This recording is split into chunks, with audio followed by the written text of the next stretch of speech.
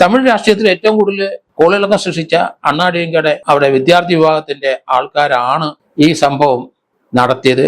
അവരുടെ സുഹൃത്തുക്കളും അവിടുത്തെ രണ്ടാം പ്രതി ശബരിരാജന്റെ അതുപോലെ തിരുവക്കരശിന്റെയും കോയമ്പത്തൂരിനടുത്തുള്ള അവരുടെ ഫാം ഹൗസിലാണ് കൂടുതൽ പീഡനം നടന്നിരിക്കുന്നത്.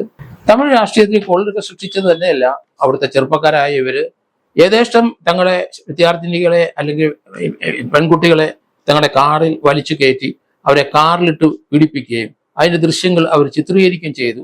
ആ ദൃശ്യങ്ങൾ വെച്ചിട്ട് വീണ്ടും വീണ്ടും അവരെ പീഡിപ്പിക്കുകയും ചെയ്തു. ഇതിനകത്ത് രണ്ടാം പ്രതി റോഡിന്റെ സൈഡിൽ വെച്ച് ഒരു പെൺകുട്ടിയെ 8 പെൺകുട്ടിയിൽ ഒരു പെൺകുട്ടിയെ റോഡിൽ വെച്ച് ബലമായിട്ട് കാറിൽ പിടിച്ചു കയറ്റി റോഡ് സൈഡിൽ വെച്ച് തന്നെ അതിനെ പീഡിപ്പിക്കുകയുണ്ടായി. അതും ചിത്രീകരിക്കുകയും ചെയ്തു. ആ വിവരം കോടതിയുടെ ശ്രദ്ധയിൽ കൊണ്ടുവരികയും ചെയ്തിട്ടുണ്ട്. എന്തായാലും 9 പ്രതികൾക്കും ജീവപര്യന്തം കൊടുത്തു കോടതി. നല്ല കാര്യം. ഏതായാലും ഇതൊരു തമിഴ്നാട് രാഷ്ട്രീയത്തിലെ കോളിളക്കം സൃഷ്ടിച്ച ആ ചെറുപ്പക്കാർ ഈ രീതിയിലുള്ള പ്രവർത്തികൾ ചെയ്താൽ നടപടി ഉണ്ടാവുമെന്ന് കൃത്യമായി പെൺകുട്ടികൾ ധൈര്യസമേതം മുന്നോട്ട് വന്നുകൊണ്ടാണ് ഇവരെ ശിക്ഷിക്കാൻ കഴിഞ്ഞതെന്നാണ് ഞാൻ കരുതുന്നത്.